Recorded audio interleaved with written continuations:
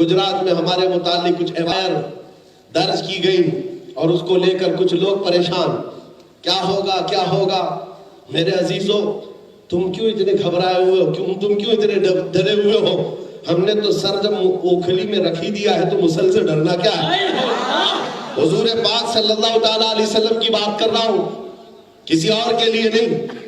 لوگوں کو یہ آج ہماری تقریر سے نکال کر کے مسالے لگا کر کے یوٹیوبر جو ہے پھیلاتے رہتے ہیں، انہوں نے یہ کیا، انہوں نے وہ کہا، انہوں نے وہ کیا، انہوں نے یہ کہا، یہ بھڑکاؤ باشد۔ تم خود ہی بھڑک رہے ہو، ہم نہیں بھڑکا رہے۔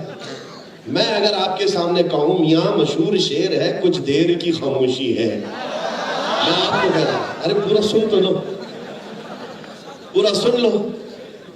مشہور شعر ہے کچھ دیر کی خاموشی، اس کو میں نے تھوڑا سا بدلا، کچھ دیر کی خاموشی ہے پھر شور آئے گا، آج کتوں کا وقت ہے کل ہمارا دور ہے۔ اس شعر کو بولنے پر اب تو آزادی بھی نہیں رہ گئی، زبردستی کسی نے ٹویٹ کیا اور کہا انہوں نے ہماری قوم کو کتا کہا۔ میں نے کہیں کوئی لفظ کہا؟ نہ ہی میں نے کسی بھی قوم کا ذکر کیا، نہ ہی تمہارے گرو گھنٹال کا، نہ کسی بادشاہ کا، نہ کسی نیتا کا کہیں ذکر نہیں کیا۔ تم خود ہی کتا بننا چاہ رہے تھے، میں کیا کہا؟ ہم نے کہیں کوئی ذکر نہیں کیا ہے اور نہ آج ذکر کر رہا ہوں۔ میاں اگر کوئی کتا کہہ کر پکارے، آپ کیوں بھڑک رہے ہو؟ آپ کو تو اللہ نے انسان بنایا ہے، آپ کو اللہ نے انسان بنایا ہے۔ اس لیے میرے عزیزوں، یہ جو ماحول بنایا گیا ہے ڈر اور خوف کا، میں یہ چاہتا ہوں کہ عشق مصطفیٰ جس کے سینے میں آئے، سب سے پہلا اثر یہ دکھاتا ہے عشق بے خوف ہو کر جیے، بے خوف ہو کر جینا چاہتا ہے۔ یہ تو تھے اعلیٰ حضرت جو سمندروں کی لہروں میں یہ اعلان کر رہے تھے۔ میں جو بات کہہ رہا تھا وہ یہی ہے، حالات جیسے بھی بگڑتے جائیں، خراب ہوتے جائیں، میں یہ کہتا ہوں طوفان کر رہا ہے میرے عزم کا طواف۔ دنیا سمجھ رہی ہے کشتی بھنور میں ہے، دنیا سمجھ رہی ہے کہ کشتی بھنور میں ہے، ارے کشتی بھنور میں نہیں، یہ طوفان میرے حوصلوں کا طواف کر رہا ہے، طوفان میرے حوصلوں کا طواف کر رہا ہے۔ وہ امام عشق و محبت تھا جو سمندروں کی لہروں میں اور موجوں میں بھی بے خوف ہو کر جیتا رہا، اور وہ جہاز بغیر ڈوبے جدہ کے ساحل پر لگ ہی گیا۔ پھر وہ بات پکی ہو گئی، جہاز چلانے والے کیپٹن کی بات رہ گئی، ہمارے کیپٹن کی بات اللہ نے رکھ لی، لاج رکھ لی۔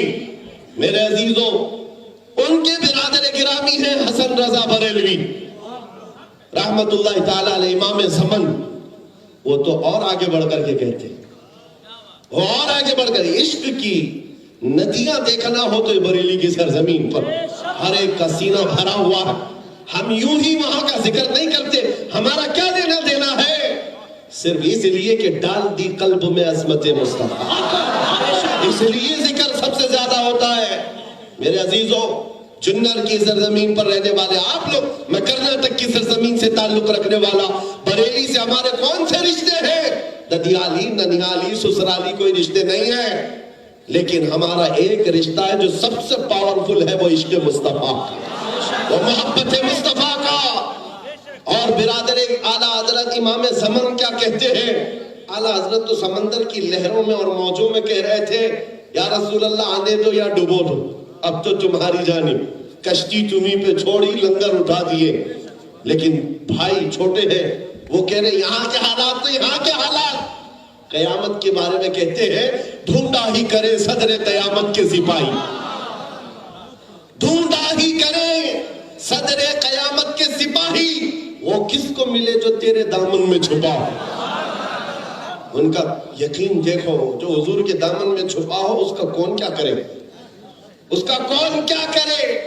یہ یقین پیدا کرتا ہے عشق مصطفیٰ، یہ یقین کا اعلیٰ درجہ پیدا کرتی ہے محبت مصطفیٰ۔ اور شہزادہ اعلیٰ حضرت ہے، اعلیٰ حضرت کے بیٹے ہیں سرکار مفتی اعظم، یہاں بھی یقین کوئی کم نہیں ہے، یہاں کوئی یقین کم نہیں ہے۔ اس دربار میں آؤ تو کہتے ہیں میرے اعمال کا بدلہ تو جہنم ہی تھا، میں تو چاہتا ہوں میرے سرکار سرکار نے جانے نہ دیا۔ یہ نسبتوں پر کیسا یقین ہے۔ اور اعلیٰ حضرت پھر یہ کہتے ہیں کہ ڈر تھا کہ عیسیاں کی سزا اب ہوگی یا روز جزا۔ ایک ان کا نعتیہ کلام ہے، رخ دن ہے یا مہر سما یہ بھی نہیں وہ بھی نہیں، شب زلف یا مشک خطا یہ بھی نہیں وہ بھی نہیں۔ اسی میں اعلیٰ حضرت یہ کہتے ہیں ڈر تھا کہ گناہوں کی سزا اب ہوگی یا روز جزا، دی ان کی رحمت نے صدا یہ بھی نہیں وہ بھی نہیں۔ جو عشق کی باتیں آتی ہیں تو عرض کیا جاتا ہے اتنی مثالیں موجود ہیں۔ اور پھر میں اپنی گفتگو میں اس نام کو کیوں نہ لوں جس نے ہمارے زلف برہم کو سنوارا، ہماری پلک نوک کو جس نے سدھارا ہے، وہ نام ہے تاج شریعہ بدر الطریقہ۔ اعلیٰ حضرت کے علوم کا جانشین کم نہیں ہے، بے خوف ہو کر جینے والا، وہ تقوی و طہارت کا امام۔ یہ کہتا ہے مجھے کیا فکر ہو اختر، مجھے کیا فکر ہو اختر، میرے یاور ہے وہ یاور، بلاؤں کو جو میری خود گرفتار بلا کر دے۔ بستی بستی قریہ قریہ تاج الشریعہ تاج الشریعہ تاج الشریعہ ایزان تاج الشریعہ۔ یہ باتیں کہاں سے آتی ہیں؟ یہ بے خوف ہو کر جینا کون سکھایا ہے؟ زمینداری نظام نے نہیں، نیتاؤں کی چاپلوسی نے نہیں، سیاست کے گلیاروں نے نہیں، بے خوف ہو کر کوئی چیز جینا سکھاتی ہے وہ عشق مصطفیٰ کی دولت ہے، عشق مصطفیٰ کی دولت ہے۔ جانتے ہو اس دور سے بھی زیادہ خطرناک وقت آ گیا تھا ایمرجنسی کا۔ بوڑھے حضرات جانتے ہوں گے، ہاں جو پرانے حضرات ہیں وہ جانتے ہیں، اندرا گاندھی کے زمانے میں ایمرجنسی کا نظام ایسا آ گیا تھا، پکڑ دھکڑ ایسی تھی، نظام کچھ بھی نہیں ہے، جو چاہے وہ ڈکٹیٹرانہ نظام تھا، کوئی کچھ نہ بولے، بس ایک کی حکومت۔ یہ ایمرجنسی کے دور میں جانتے ہو، ایمرجنسی کے دور میں وہ چاہتی تھی لیڈی کے نسل بندی کا قانون آ جائے، صرف ایک بچہ دو بچہ یا اس کے علاوہ مردوں کی بھی نسل بندی کر دی جائے۔ اس سلسلے میں خطرہ تھا حکومت کو تو صرف اور صرف یہ مدارس سے یا علماء سے، کیونکہ ان کی پوری قوم ان کی سنتی ہے۔ تو حکومت نے پہلے وہ بھاڑے والوں کو بلایا، کرایہ والوں کو جو ان کی کرائے پہ چلتے تھے، ان مولویوں کو بلایا، کہا دیکھو ایسا ایسا پلان ہے۔ سب نے کہا آمنا صدقنا، حکومت آپ کی ہم بھی آپ کے، نسبندی کو قانون میں بنا دیا جائے۔ اب جو خطرہ تھا حکومت کو بریلی سے تھا کہ یہاں سے بھی اگر پاس ہو گیا تو سب ہو جائے گا۔ اور اس وقت بریلی میں کون بیٹھا تھا؟ شہزادہ اعلیٰ حضرت۔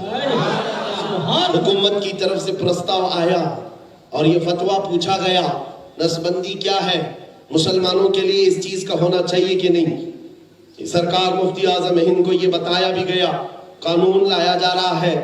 آپ نے فرمایا نسبندی اسلام میں حرام ہے حرام ہے حرام ہے۔ کہا گیا حکومت یہ چاہتی ہے اور کئی علماء اس میں آ گئے ہیں۔ آپ نے فرمایا حکومت بدل جائے گی، میرے مصطفیٰ کی شریعت نہیں بدلے گی۔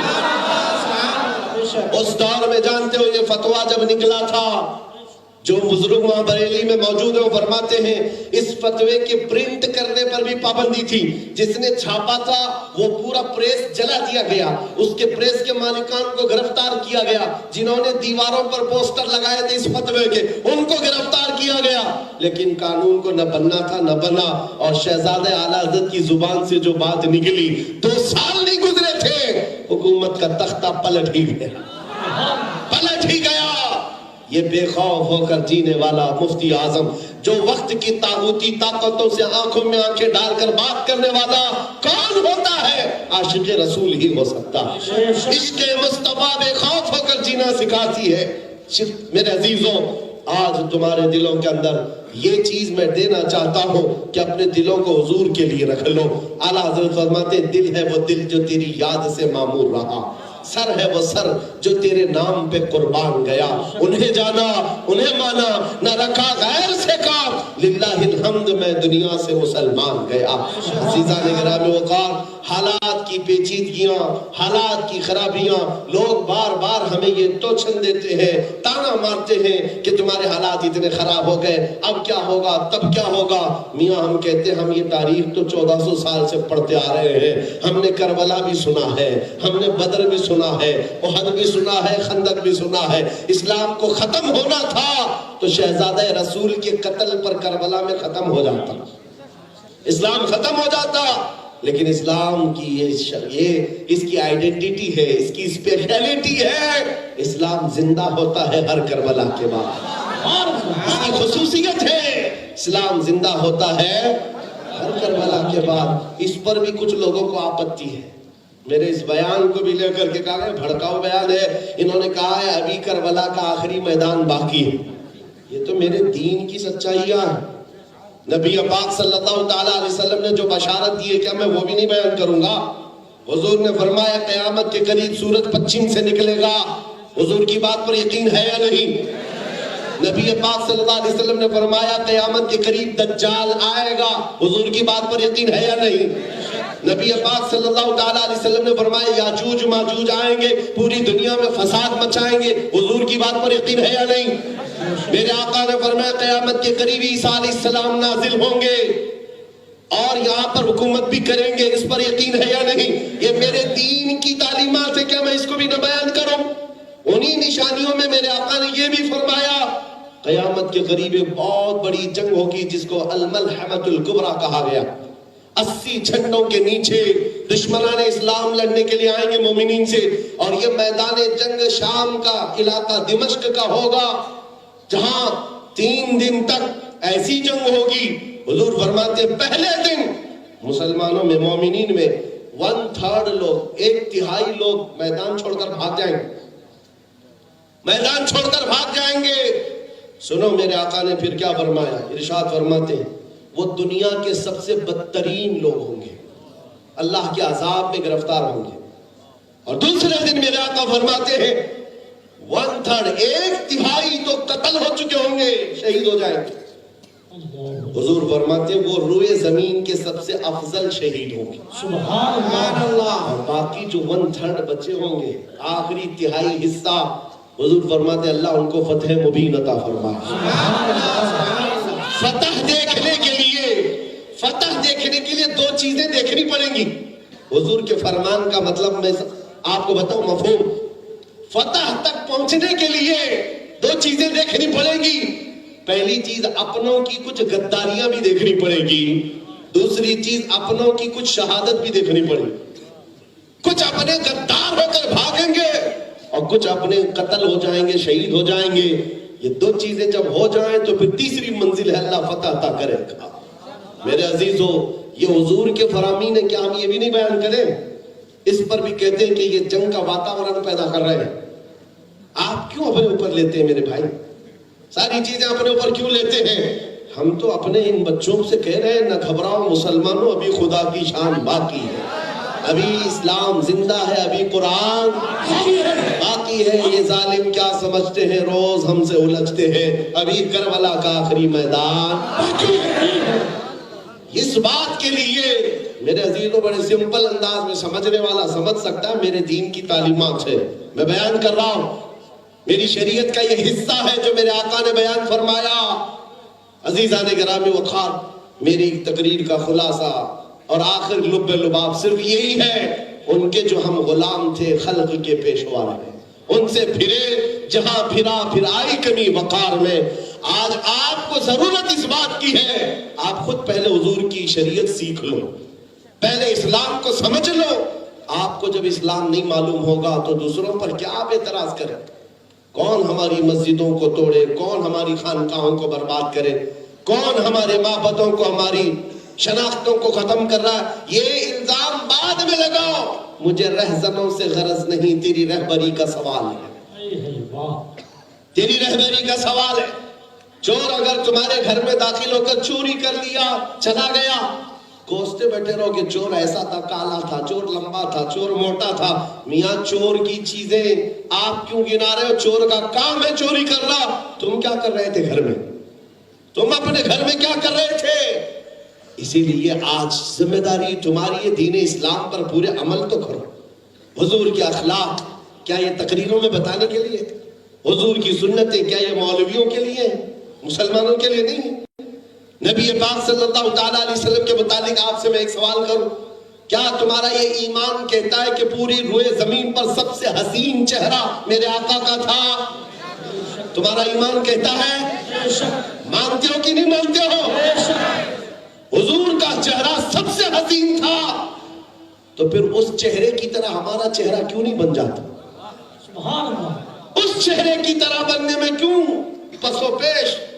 تم تو مجرا کرنے والے ٹک ٹاک والوں کے پیچھے بھاگتے ہو جن کے چہرے کا حال یہ 4 دن پاؤڈر نہ لگائیں، لالی نہ لگائیں تو پھر یہ بوڑھے دکھنے لگ جائیں. یہ میک اپ کی دنیا والے جن کے پیچھے تم بھاگ رہے ہو، جوانی کی چکنائی جب ختم ہو گئی تو ان کی طرف دیکھنا بھی لوگ بھول جائے. میرے عزیزو، وہ غازہ حاصل کرو جو عشق مصطفیٰ سے آتا ہے، محبت مصطفیٰ سے آتا ہے. آپ کی آنکھیں دیکھی ہیں نہیں دیکھی مجھے معلوم نہیں، لیکن جن آنکھوں نے شہزادہ اعلیٰ حضرت وارث علوم اعلیٰ حضرت تاج الشریعہ کو دیکھا ہے کسی نے تو جانتے ہوں گے. وہ عظیم حسن تھا، وہ عظیم حسن تھا. 75 سال کی عمر میں، 75 سال کی عمر میں، ارے جوانوں کو دیکھنا بھول جائیں، اس عمر کو بھی دیکھنے لگ جائے، اور جو دیکھے وہ پلکیں جھپکانا بھول جائے. ہندوستانی تو ہندوستانی ہے، عراق کے لوگ، شام کے لوگ، مصر کے لوگ ان کو دیکھنے کے لیے ٹوٹ پڑتے ہوئے میں نے دیکھا ہے. حالانکہ ان کے ہاں حسن و جمال خوب ہے. مصر میں حسن کم نہیں ہے، شام میں حسن کم نہیں ہے، عراق میں کم نہیں ہے. باوجود اس کے ایک چہرہ ہے جو سب کو کھینچ رہا ہے. اس کا مطلب یہ ہے، خوبصورت کا مطلب گورا ہونا نہیں ہے، عشق مصطفیٰ خوبصورتی ہوتی ہے. جس کے چہرے پر ہو پھر رنگت نہیں دیکھی جاتی، وہ کھینچ لیتا. اس لیے گلیمر کی دنیا سے نکل آؤ، یہ فیشن کی دنیا سے نکل آؤ. اے نوجوانوں، ساری عزت میرے مصطفیٰ کے قدموں میں ہے. ہم سب کی عزت و آبرو مصطفیٰ سے وابستہ ہے. آؤ اسی دربار میں جس دربار میں غلامی کرتے کرتے ابو بکر صدیق بن گئے، جس دربار میں آنے والے عمر فاروق اعظم بن گئے، اس دربار میں آنے والے عثمان ذو النورین ہوئے، اس دربار سے رشتہ رکھنے والے علی بن ابی طالب وقت کے اسد اللہ الغالب حیدر کرار بن گئے. جو آیا وہ پایا، اور وہ تو صحابہ تھے جو اس وقت پائے تھے، لیکن زمانہ بیت گیا، صدیاں گزر گئی. بریلی کا امام دیکھو، امام احمد رضا خان، احمد رضا خان ہی ہے، پٹھان قبیلے کی ہی ہے، لیکن مصطفیٰ کے قدموں سے جب وابستہ ہو جائے تو چپے چپے سے آواز آتی ہے، عشق محبت، عشق محبت. ہر جلسے میں نام ہی نام ہے. وفا چنے تو ہم تیرے ہیں، یہ جہاں چیز ہے کیا، لوح و قلم تیرے ہیں. اس سے آس لگا کر بیٹھنا چھوڑ دو. حکومتیں آتی رہتی ہیں جاتی رہتی ہیں، کوئی تمہارا پرسان حال نہیں. سب ایک لالی پاپ دے کر کے 5 سال گزار دیں گے، اور ایک چاکلیٹ دے کر جیسے بچے کو بہلا دیا جاتا ہے ایسی حالات کریں گے. کچھ نہیں دے سکتے. کیا دیں گے جن کے دامن خود ہی خالی ہو، جو خود ہی لوٹ مار مچائے ہو، وہ ہمیں کیا دیں گے؟ ہاں دے کوئی سکتا ہے، کون دیتا ہے؟ دینے کو چاہیے. دینے والا ہے سچا، دینے والا ہے سچا، دینے والا ہے سچا. لبیک یا رسول اللہ. الحمدللہ رب العالمین.